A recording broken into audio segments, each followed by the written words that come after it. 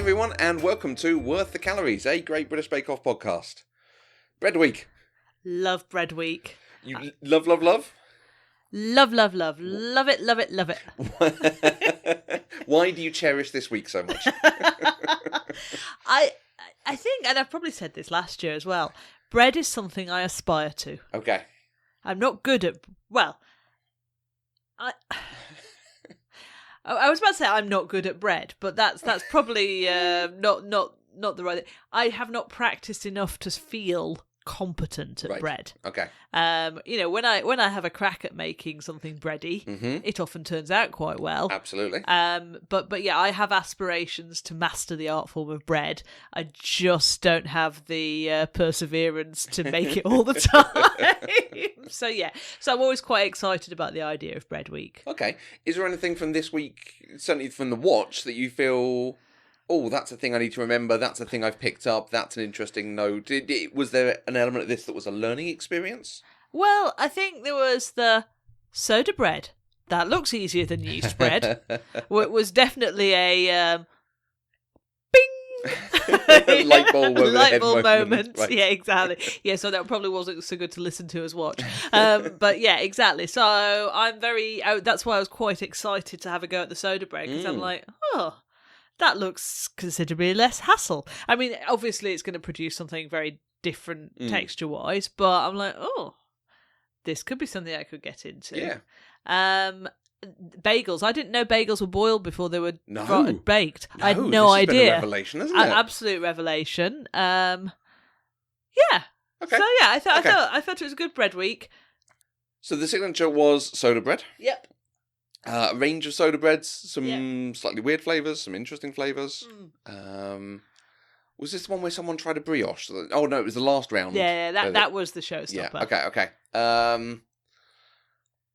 Any thoughts on soda bread in the show? Well, so thoughts on soda bread in the show were probably triggered by my thoughts on soda bread as a bake, which we'll talk about a little bit later. Okay, well, no, I mean, we can absolutely dive into it. So I did the soda bread. Yeah. But, and as I'm happy to expand upon at any point, it was quite easy. Nice. Which made me think, actually, maybe this is the thing with the signature. The core thing in the signature is not necessarily, like the Battenbergs, etc. The purpose of the signature is to allow the contestants to show their sort of mastery of creating interesting flavour combinations. Yeah. And basically it's just about, maybe everybody else got this, but this was the first week that this has sort of really occurred to me. But it's not about their technique and their technical skill at all. It's providing a canvas for them to show their interesting mastery of flavours. Yeah, it feels a little bit more back to basics, back to the core concept of what the signature should be, rather than it's one variant challenge on this week's theme. Yes. And then we'll have a technical on this week's theme, and then we'll have another variant challenge on this week's theme. Yeah. Yeah, absolutely. This is a little bit more of a canvas for the baking. Yeah. The flavours. Yeah. Whereas the last challenge, the showstopper, is more of a canvas for the style. Yes. And the artistic element of it. Yeah. Okay. So, and actually it sort of made me go, oh, this is a really good concept for a show. They should do this more often. But if you think the signature's all about them showing their mastery of flavour, the technical is about them off the cuff showing that they've got the skills to master what's something that's thrown at them, and then the showstopper is about them bringing it all together and showing an artistic side. Yeah. And I'm like, oh, okay, yeah, this works. Okay, good job. We like it, really. Yeah, absolutely. So you made this. So this is a thing we said in the first week, but obviously you might not have listened to the first week. In previous years, we've been able to bake everything from the technical challenges and then take them to people. Yes. And say, here, please eat this stuff so I don't have to eat it all. Obviously, we can't do that quite as easily, if at all, this year. So we're trying to split up a little bit more on what we make so we don't end up with 12 bagels. Yeah, I mean, for instance. Basically, we're still going to stuff ourselves on baked products. Well, clearly. We're just going to stuff ourselves on 2 variants of baked products rather than multiple of the same. Yeah, absolutely. Yeah. And hopefully waste it less, because, if we made 12 of the pineapple upside down things. We probably wouldn't have got through. We would have thrown away the last few and gone, right, I'm fed up with pineapple upside down. Yeah, absolutely. Right, talk to me about soda bread. Okay, so I made the chocolate and stout soda bread, Mark's chocolate and stout nice. soda bread, because the recipes on the website that were available, one was the chocolate and stout one, and one was the smoked salmon and cheese one. Salmon and chive soda bread. And as much as they said on the show what an amazing taste sensation it was, I decided that chocolate was the way to go. Because salmon and soft cheese on bagel is a thing. Yes, and is a nice thing. But smoked salmon baked and cheddar into it cheese, doesn't. I'd be willing to eat it. I'm just not willing to make a whole loaf of it. Yeah, no, absolutely. It's probably where I'm at. But yeah, so I went for the chocolate and stout. And so basically, what I did was I melted butter, honey, and sugar together in a pan. Okay. I poured in some stout, set it to the side. I put the flour and the baking soda, the salt in the bowl. Mm-hmm. I put some buttermilk into that bowl. I then put the stouty, sugary mixture into that bowl. Okay. I mixed it all together, made a dough, put that dough on a board, made it vaguely round and put a cross in the top and stuck it in the oven. Nice. Boom, done. And I was like, is that really it? Literally, because it says in the recipe, shape it into a ball, don't overwork it. Right. So I sort of did a little gentle knead, shaped into a ball. And I'm like, well, they've been so very specific on not overworking it. And indeed, they said on the show, you want to get it all mixed together and then get it in the oven as quickly as possible. Yeah. So that the bicarb can work. Absolutely. So this is the thing that I have when I make muffins, because it's buttermilk and bicarb and other ingredients like that. Because the reaction starts as soon as the dry and the wet ingredients mix, you want to really get it in the oven really quickly. And the thing with muffins is exactly the same. Fold it in, but only so it's just mixed. Like, don't make sure, you don't have to worry if you've got a bit of dry ingredients showing this kind of thing. Because we are absolutely using a chemical method for that air and that growth. Yeah. Interesting. So I was like, oh, is that it? So what shape was it? What size was it compared to how it came out in the end? So I reckon it expanded by about 50, but maybe it doubled in size. Okay. It did. I mean, it was a fairly large. Lot, then. I mean, oh, it's so hard. I should have measured it, shouldn't I? It definitely was bigger. Right. Maybe not quite doubled in size, but it did grow. Definitely grew. Right. Definitely grew. In the baking process? In the baking process. Interesting. It definitely grew. Not huge. Okay. But it definitely grew. Enough. I don't think I baked it quite enough. Okay, right. So... How long was the bake? So the instructions were 30 to 40 minutes. Okay. I baked it for 40 minutes. I got it out and I was like, because you stick a skewer in, and if the skewer comes out clean, it's supposed to be fine. But of course, there's great big lumps of melted chocolate in this. The first few times, I kept hitting chocolate gold. I'm like, well, that's never coming out as clean. But the stuff that would come out if it wasn't chocolate would be... Yeah. Different. And so that was coming out clean, but the bottom wasn't as hollow sounding as it might be. Okay. But I wanted to eat it, so I just got it out. With hindsight, I'm like, is the middle a little bit doughy? It possibly could have benefited from another 5 minutes in there. Okay. But I still thought it was very tasty. I mean, basically, it is just intense chocolate flavour. It is. You can taste that there is stout to it. So that's, stout is a strong flavour, but it's not as strong as chocolate. Yes. So you can taste it's there, but it is like drinking like when you drink a chocolate beer, which I have done, sadly, over the years. I've drunk strawberry beer and all sorts. And I like a good cherry beer. Lived to regret it. Well. But, yeah, it's definitely got that flavour to it. You can tell that there was a thing in there.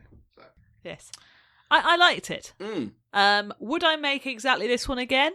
I wouldn't say no. Okay. But actually, I'm quite inspired to try different soda breads out. Right. Because it was so easy. Have you had soda bread before? Probably, but could I remember where and when? No. Right, because I'm not sure I have. So, as we're about to come to, for the first time ever, a cat is attacking your toe. Very bizarre. Is it confused by your Birkenstocks, your painted nails, Who or knows? just the fact we're sitting on opposite sides of the room? No. Whoa. as a little bit, let's pull back the curtain. We've swapped sides because we've moved our study around, and this is weird. As a quick aside, I hope people can tell the difference. I hope people go in and say, yeah, it's really strange. Matthew's normally echoey and isn't, and now Catherine's all echoey. No, I don't know that I have a frame of reference to compare it. So when we talk about flavour and texture, you're going to make a comment along the lines of it's quite cakey, and I'm probably going to agree with you. And I don't know if that's what it's supposed to be. Yeah. If it's like a rye that's a little bit sweeter or something. Yeah. Don't know, but it's very pleasant. I'm looking forward to having some more. Absolutely. I'm quite interested, having tapped it a little after you cut it, Yes. that it has a definite bread crust to it. For something that, yes, is fairly cakey, and I think the chocolate and the chocolate button drop sort of help that. Yes. You know, that vibe of it being a bit muffiny, a bit cakey. Yeah. But the outside of it is definitely bread-like. It's got a definite crust, hasn't it? Rather than cake that's Agree. been baked a long time. Agree. So, Yeah. I find that quite interesting. Even compared to like a fruitcake, which goes a little bit like that, but still has a gradient to the edge, whereas this has a crust. It's a crust. Yeah. Yeah, I mean, there's no egg in it. Okay. So I'm just trying to think what makes it different from a chocolate cake. Well, there's no egg in it. I think there's probably less butter than a cake would have. Mm-hmm. And there's lots of wholemeal flour. Yeah, because I think that's part of the thing with a bread. If you leave it, and certainly when you're leaving it to prove, if you leave it exposed to the air, it does form a slightly harder crust anyway. Yeah. So I think it's something about the ratio of dry to wet maybe also stops it, starts it forming that crust more. But yeah, it's super easy. Okay. Super satisfying. And I mean, like, I was start to finish, I reckon it's like an hour and 40 minutes max. Great. Not even that. Nice. I mean, I probably wasn't really going until 4:30, and it was out of the oven and sliced at 6:05. Yeah, it was good. Yeah. I like it. It's definitely the sort of bread you'd have with tea. Yes. In the afternoon. I don't think it's a breakfast bread because it's got that chocolate. No, it's far too punch of chocolate. Absolutely, yeah. But I can see us going, oh, yeah, we need something just to keep us going. In the same way we might have crumpets in the afternoon or something. You'd have some of the nice chocolate stout soda bread. I like it. Yes. Any other comments on the signature? I thought there were some very interesting flavours. Mm-hmm. I wish they had more of the recipes up on the website. Maybe I'll have a go at the smoked salmon and cheese.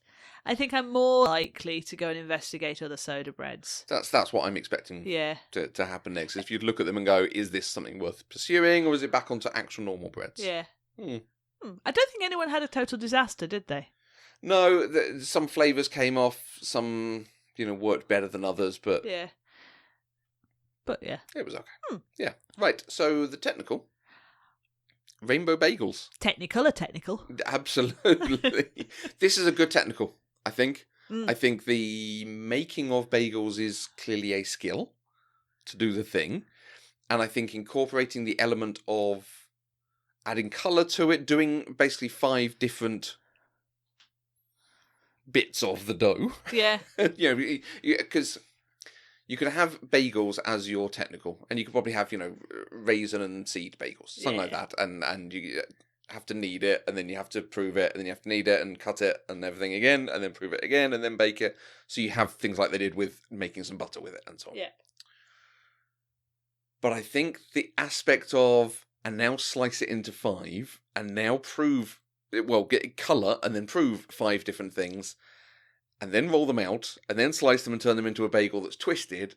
Quite a nice variant on the technical. I like that there are a number of skills here that aren't just make a dough. Yeah. I think this is actually a thing in the States. My friend Nina, hello Nina, listens to us. Shout out! She was saying that this is a thing over there. Rainbow bagels? Or Rainbow bagels. So this is not something that was unheard of to her. Okay, so that might explain a headline that cropped up on Google in the week of people slate Paul Hollywood for saying rainbows stand for the NHS, which in and of itself is not true. Yes. The rainbow thing is separate from the NHS thing. It was just they came about at the same time we were talking about let's be actually thankful for the NHS. Yeah. But that would then make sense if there's even more of like, no, rainbow bagels are things. Yeah.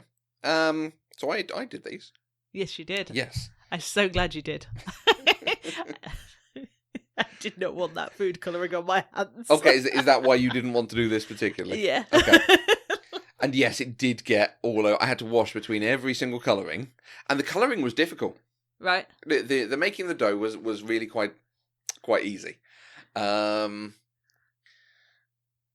Because I think it's a fairly basic bread dough. Okay. It's just some flour, some yeast, some sugar, some salt, and then chuck water in and bind it. Right. And then knead it for 5-10 minutes until it's very smooth. So that the making of the actual dough was fine, and it makes me feel like making bagels might not be so difficult in general. Normal plain bagels, fine, could be done. Although the fact that there's then that step of rolling them and sealing them and boiling them puts them into but they're only like £1 for a couple of bagels. Yeah, they're not. Yeah, but your bagels tasted so much better than supermarket bagels. Well, we'll come to that in a bit, Okay. because I'm interested about that side of it. So, slice it into 5, try to get the colour into each of them. It ended up a little bit more marble than I would have liked it. Areas of strong and light and dark on the colours, so not as consistent as I would have wanted it. But I'm not used to kneading, and my hands were really cramping up halfway through kneading 5 different things. Oh. Prove them, then roll them out, put them in a stack, slice them into 5 strips, roll them into 6 strips, and then roll them and pinch them, and then prove them again, and then boil them. So this was the bit we didn't know about. Boil them in obviously boiling water with some bicarb in it, and it's the bicarb that helps give it the sort of shiny crust. Okay. Crust to it, and I wonder if some people didn't put bicarb in. Oh, possibly. I wonder if that might have made a difference. Right. So, okay. And then bake them, and then take them out of the oven and eat them. And they were really good. Really tasty, less dense than a normal bagel. Yeah. So I feel like that might be down to my making of them. The fact that I like you in a little way, I want to be able to do bread well, but I've not spent much time on bread. I've done the other things a lot. And I felt it on a couple of times this, where I'm having to make decisions or do something about rolling them out and stacking them, and I'm like, if I'd done more with bread, I would be more comfortable with this bit of the process. Yeah. And I would know that actually I need to shape it in this way and stack it in this way and roll it in this way, because I'm just, you learn through the familiarity of doing the thing. It's that whole thing of, I'm at conscious incompetence. Yes. But I aspire to be at unconscious competence. Absolutely. That is exactly what it is. Yeah. Do we have the name that comes from?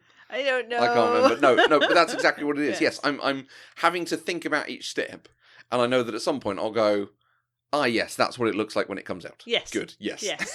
Instead of putting it in the oven going, please work. Yeah, absolutely. The boiling, I hadn't pinched a couple of them as well as I might have done, so they came apart a bit from where they've been sealed, so that's, again, the sort of thing, with a bit of experience, you go, you need to properly pinch it together to make it seal. And some of that might just be in the way I greased the tins or did something, who knows. And then they came out, and we cut them open, we ate them. And they are so rainbow inside. They are. Because the They're outside really is cool. obviously baked, so it's gone a fair amount darker and browner. The red in particular, I think, Yes. picked up the darker from the baking. Absolutely. But when you cut it open inside, and it's worth us commenting, I don't think we say this enough. On Instagram, follow us at Eloquent Gushing. We post up lots of pictures, and you post up pictures on your account that I tried to share on the Eloquent Gushing story. So lovely. So you're on Instagram as? Kendokat. KENDOKAT. So give us a follow, because we do post about the bakes as we do them. And if you do the bakes, make sure you tag us. Make sure you either tag Eloquent Gushing, use the hashtag worth the calories, so we can keep an eye out for them and try and share them on the story. I'd love to see it. Yeah, really bright inside, less dense than a normal bagel, I think. I think that's the big difference, which might be why we like them so much, because bagels can be a little bit dense at times. Yeah, I mean, I don't get me wrong, I do like bagels. I just would be happy to. I think supermarket bagels versus freshly baked bagels is a difference. Right. Supermarket bagels, but they're fine. I don't know that I've had freshly baked. It's not something I go to. Yeah. So. But I went to the Cat Cafe in East Oh, London a few years ago, Yeah. and the food that they were serving there at the time, their lunch that they were serving was a selection of bagels from a very highly, I can't remember the name of the place, Right, but a right. very highly reputed bagel bakery that was just around the Ah. corner from the Cat Cafe. Nice. So, and I was like, oh, this is great.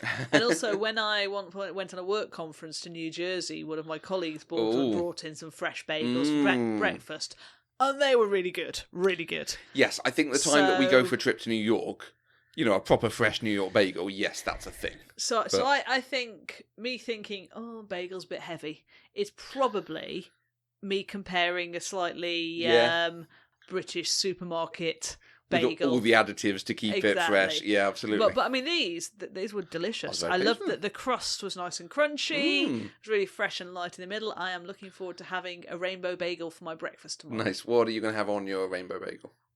Maybe just a bit of flora. Oh, nice. Yeah. No, I mean, there's a lot of cheese in there.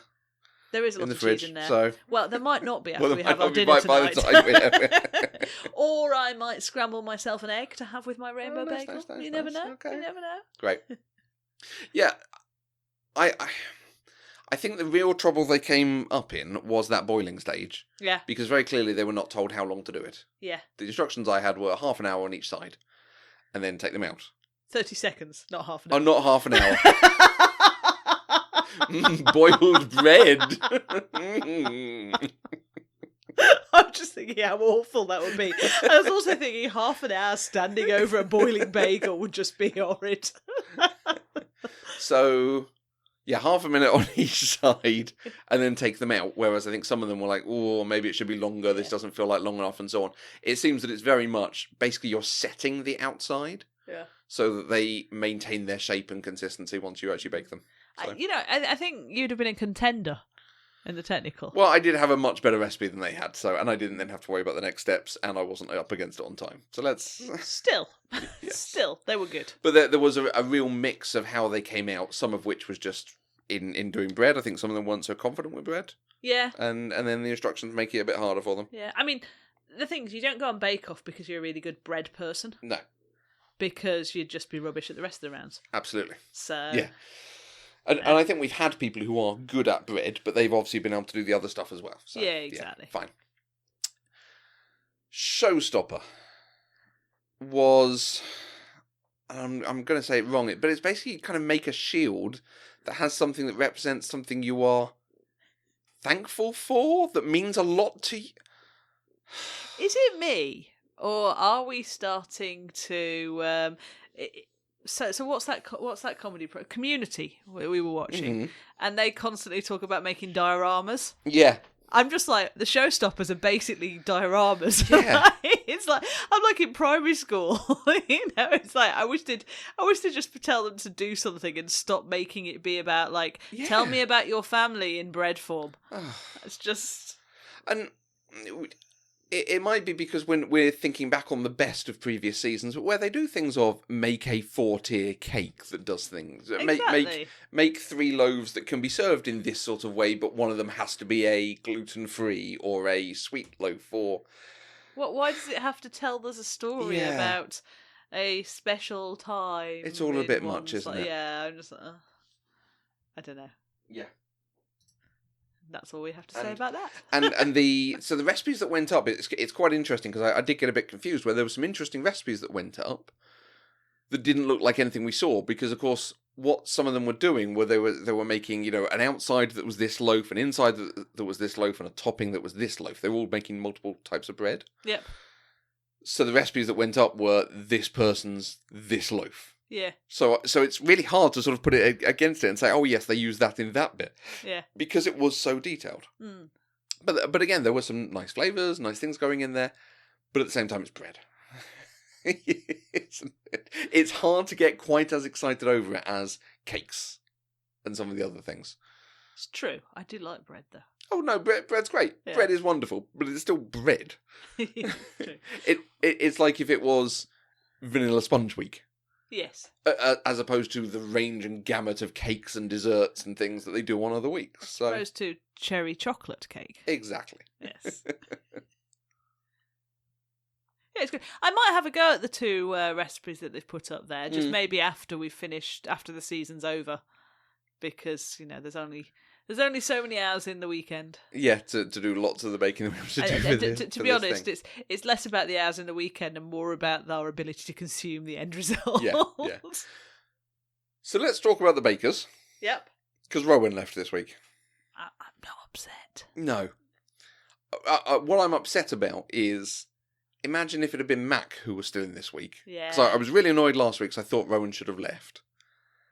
Because they'd already given him another chance. They gave him another chance and then he left anyway. And it's just, Mac seemed like he was going to have a bit of a go at things. The fact that one of the bakers was using his honey because he never got to use it, so he clearly left it for someone to use. And it's just, this is such a shame because they had someone who was going to do something interesting. They kept the wrong person who went out the next week anyway. This is exactly what we said last week. Like, it will tell if Rowan went on very far, then fine, it's the right choice. But I guess they've just got to make a choice based on the information they've got at the time. And the thing is, well, you're very fair. Well, get riled up with me. But I think the difficulty is we've got a set of edited information. Mm-hmm. What we haven't got is all the input that they have on the day. That's true. But I mean, I do agree. I'd have been keen to see Mac have a go at bread. Yeah. But so fine. Meh. But a couple of bakers who had trouble. The young lad, Peter, I think was one of the ones in trouble, and that surprised me. I thought he was going to be fairly steady. Yeah, same. I wonder if, because he's stuck to his gluten-free principles, doesn't he? Yes. And I wonder if bread is much harder to do gluten-free than cake. Mm-hmm. So there's the added risk factor if you're eschewing the gluten. Yeah, he absolutely had to compensate for it, and that is a hard thing to do. Because at least in cake you can add stuff to cake to help it stabilise and so on. Yeah. But I don't know if you can do the same with bread. No. I mean, I thought they were a bit harsh in his Edinburgh cityscape. I thought it was all right. I thought it was all right. I thought he'd done the colours the wrong way round, where the dark bit was the city. It felt a little formless, whereas if the dark bit had been the sky outlining the city, I feel like it would have worked better. But, you can't tell. It could have been just as difficult to tell what the thing was anyway. So absolutely. Yeah, interesting challenges this week. I think bread is... It's always interesting. It's always interesting, but you can't do much with it. It is going to be baker type of bread, baker type of bread, baker type of bread and something artistic. Basically, yeah. Yeah, absolutely. Yeah. But I had fun making it. Same. I got colour all over my hands. I still have bits of green on some of my nails I've just not been able to scrub off. So, I want to talk about something that we started talking about last week. Okay. Which is leftover ingredients. Okay. Now, this week, I don't think we had too much leftover that was unusable. No, we got flours and cocoa and things like that. And yet more bicarbonate of soda. More bicarb soda, maybe some buttermilk. Yeah, but that's all sort of core stuff that I can do other things with, yes. So I spent a bit of time looking at what I could do with leftovers from last week. Okay. And actually, our friend Debbie helped as well. So she pinged me. Shout out to Debbie! So Debbie pinged me after she listened to last week. So she was like, I've got a really good recipe for leftover desiccated coconut. Oh, interesting. So she shared with me a really nice sort of vegetarian cabbage and coconut stir fry. Okay. So I'm not sure if we actually had any desiccated coconut left. No, we did. Well, there we go. Yeah, so we might have a nice spicy coconut and cabbage stir fry this week. Oh, nice! That'd be good. So that's for our desiccated coconut and the rice flour. I found a recipe for blueberry muffins. Okay. Using rice flour. So it seems that there's a whole set of recipes using rice flour as an alternative flour for people that can't have gluten.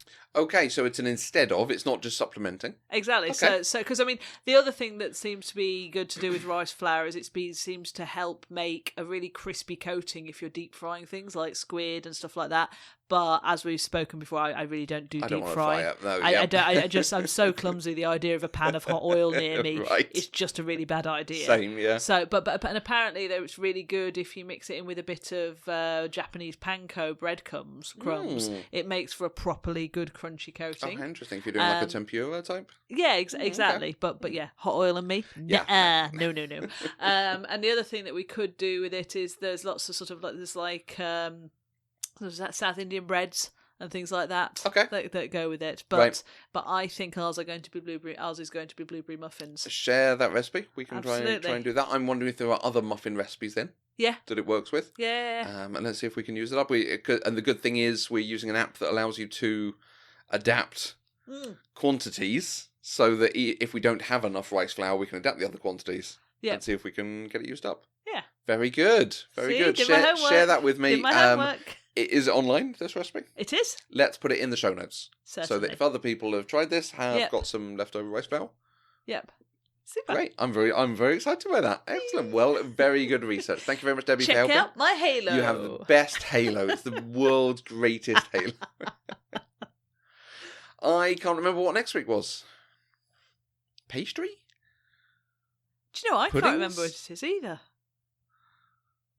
My short-term recollection. I mean, I'm pretty sure we've already seen the sort of highlights of people dropping things or swearing or making some so we rude really comment. ought to know what it is. Well, it is a surprise. It will be an exciting surprise on exciting Tuesday surprise evening. on Tuesday. If you want to follow us, Please do. please do. As I say, we post our pictures on Instagram, so it's at @LookandGushing and at KendoCat. Yeah. You can find us all on all sorts of social media sites. You can obviously subscribe to the podcast if this is your first time listening, and get all the other episodes as they become available, and our previous episodes. Bake the cake. Okay. If you really like what you hear, then you can support us. We have a Patreon for people to help support the show, help us be able to afford to buy and make cakes, and then put out a podcast and have the equipment that records and gets it into your ears so you can do this exciting thing whilst you are... What are people probably doing at the moment? Washing up?